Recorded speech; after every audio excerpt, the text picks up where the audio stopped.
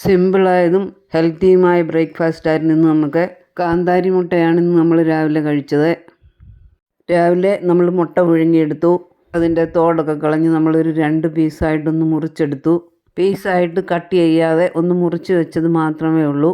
അതിലേക്ക് നമ്മുടെ കാന്താരി, ചുവന്നുള്ളി, ഉപ്പ് ഇവയൊന്ന് ചതച്ചെടുത്തത് വെച്ച് കൊടുത്തു. നമ്മൾ കുരുമുളക് ഉപ്പൊക്കെ ചേർത്ത് കഴിക്കുന്നത് പോലെ അതിനേക്കാൾ ടേസ്റ്റാണ് ഈ കാന്താരിയും ഉള്ളിയും ഉപ്പും ചേർത്ത് ഈ മുട്ട കഴിക്കുന്നത്. 1 ഗ്ലാസ് പാലും ഉണ്ടെങ്കിൽ വളരെ പോഷകപ്രദമായ ബ്രേക്ക്ഫാസ്റ്റ് റെഡിയായി. മുട്ടയുടെ കൂടെ ഇതേപോലെ കാന്താരി ചേർത്ത് കഴിക്കാത്തവരുണ്ടെങ്കിൽ ഒന്ന് ട്രൈ ചെയ്ത് നോക്കണം. നല്ല അടിപൊളി ടേസ്റ്റാണ്. ഉള്ളി ഇഷ്ടമില്ലാത്തവർക്ക് അത് ഒഴിവാക്കാം. കാന്താരി ഉപ്പും തന്നെ ചേർത്ത് നമുക്കിത് കഴിക്കാവുന്നതാണ്. ഇതുകൊണ്ട് ഇന്ന് രാവിലത്തെ പണി എളുപ്പമായി. ഇടയ്ക്കൊക്കെ ഇതേപോലെ എളുപ്പത്തിൽ തയ്യാറാക്കാൻ പറ്റിയ മുട്ട പുഴുങ്ങിയത്, ഏത്തപ്പഴം പുഴുങ്ങിയത് ഇതൊക്കെ നമുക്ക് ബ്രേക്ക്ഫാസ്റ്റായി എടുക്കാവുന്നതാണ്. എന്നാൽ ഏറെ പോഷകപ്രദവുമാണ്. എന്നും അപ്പവും കറികളും ഒക്കെ തന്നെയാണല്ലോ.